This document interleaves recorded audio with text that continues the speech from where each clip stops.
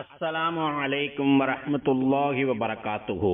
Abu Dhabi, Dubai, Sharjah மற்றும் ஏனைய ஐக்கிய அரபு அமீரக பள்ளிவாசல்களில் வெள்ளிக்கிழமை ஓதப்படும் ஜுமா உரை. வெளியீடு ஐக்கிய அரபு அமீரக அரசின் இஸ்லாமிய விவகாரத்துறை.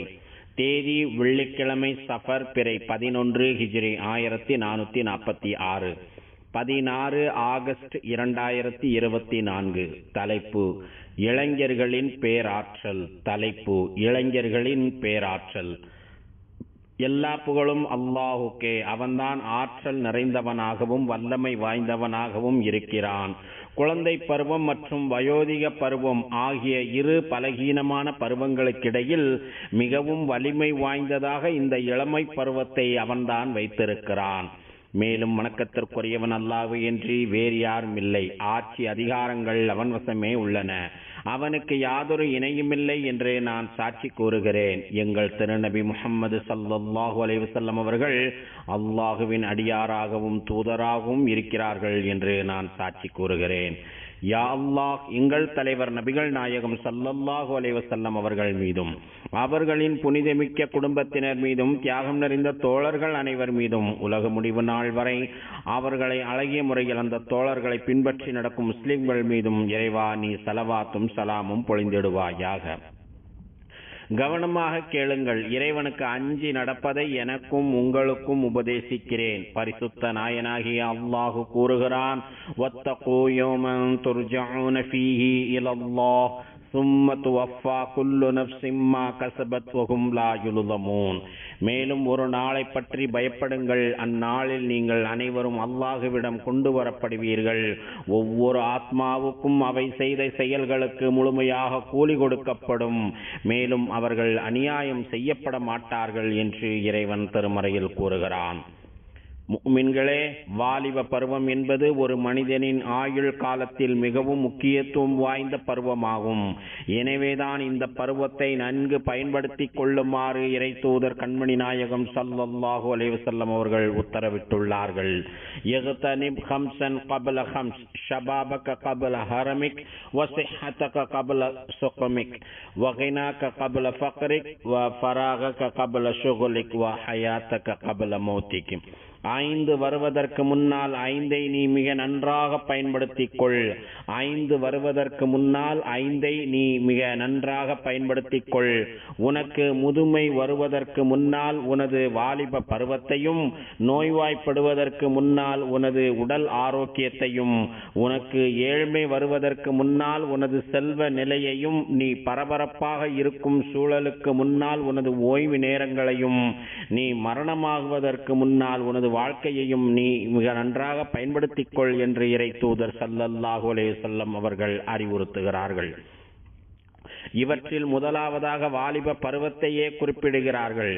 எனவே இளைஞர்களே, உங்கள் வாலிப பருவத்தை நன்கு பயன்படுத்திக் கொள்ளுங்கள். உங்கள் இறைவனை நேரம் தவறாமல் வணங்கி வருவதிலும், உங்கள் மார்க்கம் உங்களுக்கு காட்டித் தந்த நெறிமுறைகளை தொடர்ந்து பின்பற்றுவதிலும் உங்கள் இளமை பருவத்தை தகுந்த முறையில் கழியுங்கள். இவற்றில் நீங்கள் மிகவும் தீவிரமாகவும் இருக்க வேண்டாம், கவனக்குறைவாகவும் இருக்க வேண்டாம். நடுநிலையாக தொடர்ந்து எளிமையான முறையில் நடந்து கொள்ளுங்கள்.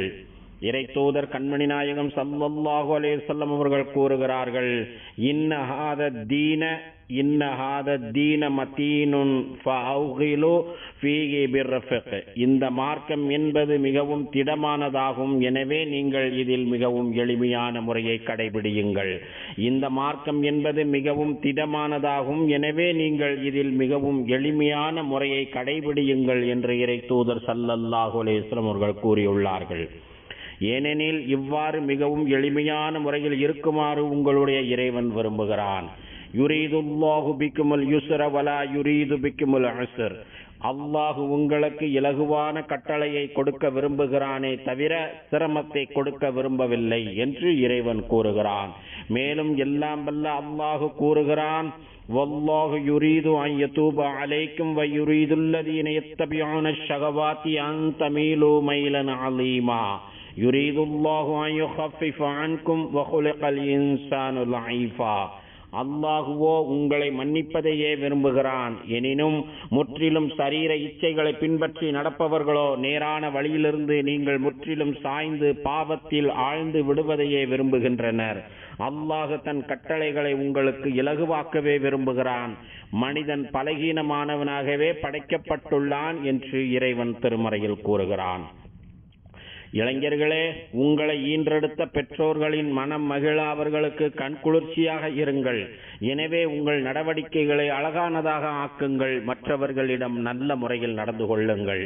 உங்களை கண்ணும் கருத்துமாக கவனிப்பதில் அவர்களின் அக்கறையை நீங்கள் மதியுங்கள். ஒவ்வொரு கட்டத்திலும் உங்களை சீராக்கி பண்படுத்துவதில் அவர்கள் கடைபிடித்த பொறுமையை நீங்கள் பாராட்டுங்கள். எனவே உங்களுடைய இறைவன் பின்வருமாறு கூறிய கூற்றை நீங்கள் கடைபிடியுங்கள். وَخْفِضْ لَهُمَا جَنَاحَ الذُّلِّ مِنَ الرَّحْمَةِ وَقُلْ رَبِّ ارْحَمْهُمَا كَمَا رَبَّيَانِي صَغِيرًا. பெற்றோர்களுக்கு மிக்க அன்புடன் பணிந்து நடப்பீராக. பெற்றோர்களுக்கு மிக்க அன்புடன் பணிந்து நடப்பீராக. மேலும் என் இறைவனே, நான் குழந்தையாக இருந்தபோது மிக்க அன்பாக என்னை அவர்கள் வளர்த்து பாதுகாத்தவாறே நீயும் அவ்விருவர் மீது அன்பும் அருளும் புரிவாயாக என்றும் பிரார்த்தனை செய்வீராக என்று இறைவன் திருமறையில் கூறி காட்டுகிறான். தேசத்தின் இளைஞர்களே, நீங்கள் தான் இந்த தேசத்தின் மிகப்பெரிய வளமாக இருக்கிறீர்கள். இத்தேசம் உங்களிடம் எதை எதிர்பார்க்கிறதோ அதை நீங்கள் நிறைவேற்றுகிறீர்களா என்பதை சிந்தித்து பாருங்கள். எனவே நீங்கள் தகுந்த ஆண்மையையும் சர்வ வல்லமையையும் படைப்பாற்றலையும் நன்மதிப்புகளையும் தலைச்சிறந்த ஆளுமையையும் உருவாக்கிக் கொள்ளுங்கள். வாய்ப்பு கிடைக்கும் ஒவ்வொன்றிலும் பணி செய்து உங்கள் தொழிற்திறனை மேம்படுத்திக் கொள்ளுங்கள். உங்களை தேடி வாய்ப்புகள் வந்து கதவை தட்டட்டும் என்று காத்து கொண்டிருக்காதீர்கள். மாறாக நீங்களே புதிய புதிய வாய்ப்புகளை உருவாக்குங்கள். உங்கள் தன்னம்பிக்கையின் மீதே அதிக கவனம் செலுத்துங்கள். இந்த தேசத்தின் நலனிற்காக சீரான ஒரு குடும்ப கட்டமைப்பை உருவாக்குங்கள். இச்சமூகத்தில் போற்றுதலுக்குரிய முன்னோடியான ஓர் அடையாளமாக நீங்கள் பரிணமியுங்கள். அல்லாஹுவின் அடியார்களே, இளைஞர்கள் தான் ஒரு நாட்டின் தூண்களாக இருக்கிறார்கள். எனவே இளைஞர்களே, நீங்கள் உங்கள் உடல் வல்லமையினாலும் புத்தி கூர்மையினாலும் உங்களை நீங்களே மேம்படுத்திக் கொள்ளுங்கள். இதனால் நீங்கள் மற்றவர்களுக்கு பயன் தரும் வகையில் திகழ முடியும். ஏதேனும் ஒரு முக்கியமான செயல்களை செய்ய வேண்டியிருந்தால் உடனடியாக உமர் ரலியல்லாஹு அன்ஹு அவர்கள் இளைஞர்களைத்தான் முதலில் அழைப்பார்கள். ஏதேனும் ஒரு முக்கியமான செயல்களை செய்ய வேண்டியிருந்தால் உடனடியாக உமர் ரலியல்லாஹு அன்ஹு அவர்கள் இளைஞர்களைத்தான் முதலில் அழைப்பார்கள். அச்செயல்களை செய்து முடிக்குமாறு இளைஞர்களுக்கே உத்தரவிடுவார்கள். இளைஞர்களே, உங்கள் வாலிப பருவத்தை பாழாக்கி விடாதீர்கள். மிக குறிப்பாக சமூக தளங்களில் மூழ்கி உங்கள் பொன்னான நேரத்தை வீணடித்து விடாதீர்கள். ஆரம்ப நிலையிலேயே உங்கள் இளமை பருவத்தை முடிவுக்கு கொண்டு வந்து விடாதீர்கள். எனவே எவற்றிலும் எல்லை மீறி செயல்படுவது, வாகனம் ஓட்டுவதில் கவனக்குறைவாக இருப்பது, விதிமீறல்களை அலட்சியமாக கருதுவது போன்றவற்றிலிருந்து உங்களை நீங்களே தற்காத்துக் கொள்ளுங்கள். உங்களை வளர்த்து ஆளாக்கிய உங்கள் முன்னோர்கள் மற்றும் தாய் தந்தையர்களின் மதிப்புகளை நீங்கள் மறந்து விடாதீர்கள். எனவே நீதி, நேர்மை, உண்மை, பணிவு, தன்னடக்கம், சகிப்புத்தன்மை ஆகியவற்றை இளம் பருவத்திலேயே வளர்த்துக் கொள்ளுங்கள். மேலும் ஆகுமான துறைகளில் தேர்ச்சி பெறுதல், படைப்பாற்றலை வளர்த்துக் கொள்தல், ஒப்படைக்கப்பட்ட பணிகளை பொறுப்புணர்ச்சியோடு நிறைவேற்றுதல் போன்ற நன்மதிப்பு மிக்க பண்புகளை இளம் பருவத்திலேயே கடைபிடியுங்கள். ஏனெனில் தற்போதைய உங்கள் இளமை பருவத்தை எவ்வாறு கழித்தீர்கள் என்பது குறித்து நாளை மறுமையில் நீங்கள் விசாரிக்கப்படுவீர்கள். லா தஸூலு கதம அப்தின் யௌமல் கியாமத்தி ஹத்தா யுஸ்அல அன் உம்ரிஹி ஃபீமா அஃப்னா வ அன் இல்மிஹி ஃபீமா ஃபஅல வ அன் மாலிஹி மின் ஐன இக்தஸப வ ஃபீமா அன்ஃபக வ அன் ஜிஸ்மிஹி ஃபீமா அப்லா. பின்வரும் கேள்விகளுக்கு தகுந்த பதில் கூறாத வரையில் ஓர் அடியானின் இரு கால்களும் நாளை மறுமையில் நகர்ந்து செல்லாது. அந்த கேள்விகள் என்பது அவரின் ஆயுளை பற்றியதாகும். அந்த ஆயுளை அவர் எவ்வாறு கழித்தார் என்று கேட்கப்படும். மேலும் அடுத்த கேள்வியாக அவருடைய கல்வி அறிவை பற்றியதாகும். அந்த கல்வியை வைத்து அவர் என்ன செய்தார் என்று கேட்கப்படும். மேலும் அடுத்த கேள்வியாக அவருடைய செல்வத்தை பற்றியதாகும். அச்செல்வத்தை அவர் எங்கிருந்து சம்பாதித்தார், மேலும் அவற்றை எங்கெல்லாம் எதற்கெல்லாம் செலவழித்தார் அச்செல்வத்தை எங்கெல்லாம் சம்பாதித்தார், மேலும் அவற்றை எதற்கெல்லாம் செலவழித்தார் என்பது குறித்து கேள்வி கேட்கப்படும். மேலும் அடுத்த கேள்வியாக அவருடைய உடல் என்னும் இளமை பற்றியதாகும். அவருடைய உடல் என்னும் இளமை பற்றியதாகும். அந்த இளமை பருவ உடலை அவர் எதற்காக பயன்படுத்தினார் என்று கேட்கப்படும் என்று இறை தூதர் கண்மணி நாயகம் ஸல்லல்லாஹு அலைஹி வஸல்லம் அவர்கள் கூறுகிறார்கள்.